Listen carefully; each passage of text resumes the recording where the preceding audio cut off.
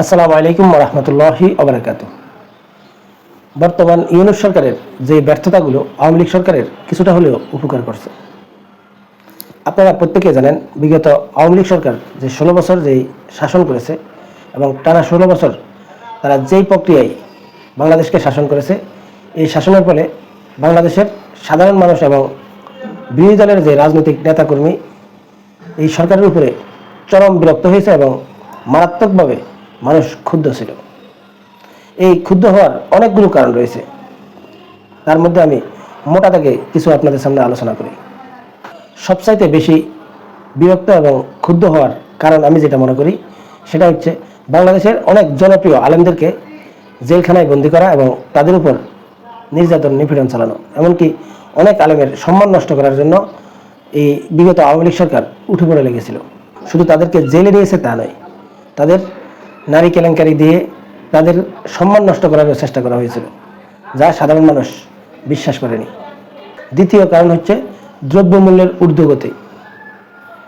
একটা সময় দেখা গিয়েছিল যে এক মাসে 2 বারের বেশিও দ্রব্যমূল্যের দাম বাড়ানো হয়েছিল এবং ভ্যাট ট্যাক্স আরোপ করা হয়েছিল। এটাতেও মানুষ চরম ক্ষুব্ধ ছিল আওয়ামী লীগ সরকারের প্রতি। তো বিরোধী দলের নেতাকর্মীদেরকে জুলুম নির্যাতন করা এবং বিরোধী দলীয় নেতাকর্মীদের বিরুদ্ধে জুডিশিয়াল কিলিং পরিচালনা করা এবং ন্যায় বিচার প্রতিষ্ঠা না করা, দুর্নীতিকে এমনভাবে প্রমোট করা হয়েছিল যে একজন পিয়ন পর্যন্ত কোটি কোটি টাকার মালিক হয়ে গিয়েছিল। এমনকি শেখ হাসিনা নিজের মুখে বলেছিলেন যে তার বাসার পিয়ন অথবা তার বাসার কাজের লোক নাকি 400 কোটি টাকার মালিক।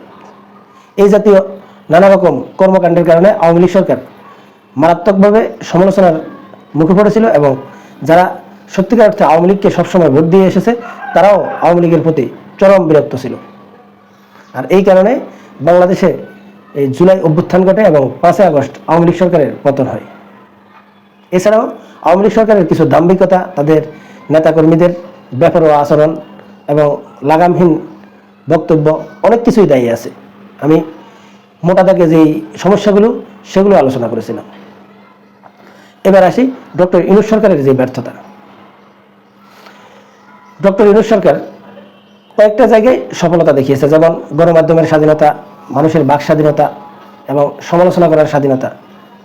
এই জিনিসগুলো ডক্টর ইউনূস সরকারের আমলে আসলে প্রশংসা করার মতো সাফল্য দেখিয়েছে।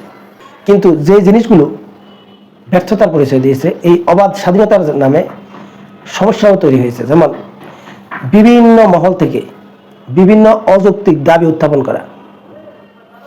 যে পারছে সে তার কিছু এজেন্ডা নিয়ে, তার নিজের স্বাস্থ্য নিয়ে আসলে রাস্তাঘাট বন্ধ করে দিয়ে দাবি দাওয়া পেশ করছে।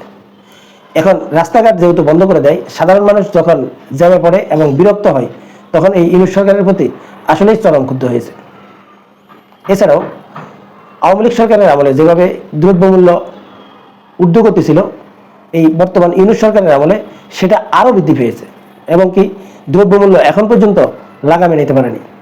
এরপর আরও একটা সমস্যা, আইন শৃঙ্খলা পরিস্থিতি নিয়ন্ত্রণ করতে না পারা।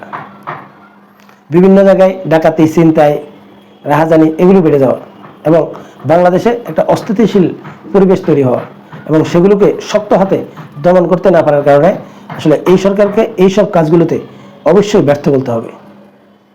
আর এই ব্যর্থতার কারণে আওয়ামী লীগ কিছুটা হলেও লাভবান হচ্ছে। যেমন বাংলাদেশে আপনি যে অ্যাঙ্গেলে বলেন, 1991 সাল থেকে 2024 সাল পর্যন্ত আমরা যেটা দেখে এসেছি, আওয়ামী লীগ অথবা বিএনপি এই দুইটা দলের যে কোনো একটা দল ক্ষমতায় যায় এবং তৃতীয় শক্তি বলতে আসলে সেরকম অর্থে কোনো শক্তি তৈরিও হয়নি।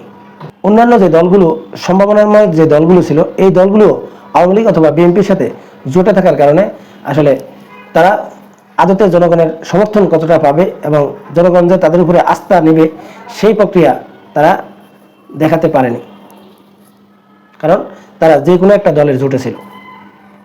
সবগুলো মিলিয়ে আওয়ামী লীগ সরকারের কিন্তু 30 থেকে 35% ভোট সবসময় ছিল।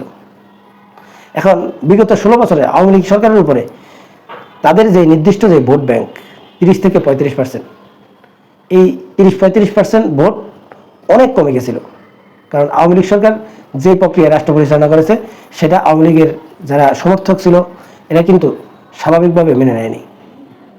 কিন্তু এই 5 আগস্টের পর আইন শৃঙ্খলা পরিস্থিতির অবনতি, তারপর অবাধ স্বাধীনতার নামে এই রাস্তাঘাট বন্ধ করে মানুষকে ভোগান্তির মুখে ফেলা, দ্রব্যমূল্য নিয়ন্ত্রণ করতে না পারা, সিন্ডিকেট ভাঙতে না পারা, যে রাজনৈতিক পরিস্থিতি এটা 4 মাসেও স্বাভাবিক করতে না পারা এবং অস্থিরতা তৈরি হওয়া, এই জাতীয় বিষয়গুলো নিয়ে আসলে সাধারণ মানুষের মধ্যে চরম অসন্তোষ দেখা দিচ্ছে এই ডক্টর ইউনূস সরকারের প্রতি। আর যেহেতু আমি পূর্বে বলেছিলাম আওয়ামী লীগ সরকারের 30 থেকে 35% ভোট ছিল যারা আওয়ামী লীগ সরকারের উপর বিরক্ত ছিল, এবং এই সরকারের ব্যর্থতার কারণে ঠিক সেই লোকগুলো এখন বলা শুরু করছে বিগত আওয়ামী লীগ সরকারে ভালো ছিল। আর আমার কেন জানি মনে হচ্ছে যে এই বর্তমান সরকার এই ব্যর্থতাগুলো যদি কন্টিনিউ করতে থাকে তাহলে আওয়ামী লীগের যে একটা ভোট ব্যাংক ছিল বা তাদের যে সমর্থক ছিল, এই সমর্থকরা আবারও আওয়ামী লীগকে আবারও পছন্দ করা শুরু করবে, এবং এই ব্যর্থতার কারণে এটা শুধুমাত্র আওয়ামী লীগেরই লাভ হবে। যারা অভ্যুত্থান সংগঠিত করেছে, রক্ত দিয়েছে, জীবন দিয়েছে, বা বিরোধী দল যারা রয়েছেন, যারা হামলা মামলা নির্যাতনের শিকার হয়েছেন, এই লোকগুলো আদতেই তাহলে ক্ষতিগ্রস্ত হচ্ছে। একটা বিপ্লবী সরকারের যে স্পিরিট থাকা দরকার, যে গুণাবলী থাকা দরকার, আমার কেন জানি মনে হচ্ছে এই বর্তমান ইউনূস সরকারের বা বর্তমান এই উপদেষ্টাদের সেই সামর্থ্য এবং যোগ্যতা নেই বলে মনে হচ্ছে আমার। আমি আশা করব তারা তাদের ভুলগুলো শুধরিয়ে তারা সঠিক রাস্তায় হাঁটতে, আর না হয় তারা দায়িত্ব ছেড়ে দিয়ে যোগ্য কাউকে তাদের জায়গায় দায়িত্বে বসানো উচিত, যারা এই পরিস্থিতিগুলোকে সঠিকভাবে হ্যান্ডেল করতে পারবে। সম্মানিত দর্শক, আপনারা কি মনে করেন কমেন্টসে জানাবেন। আল্লাহ হাফেজ।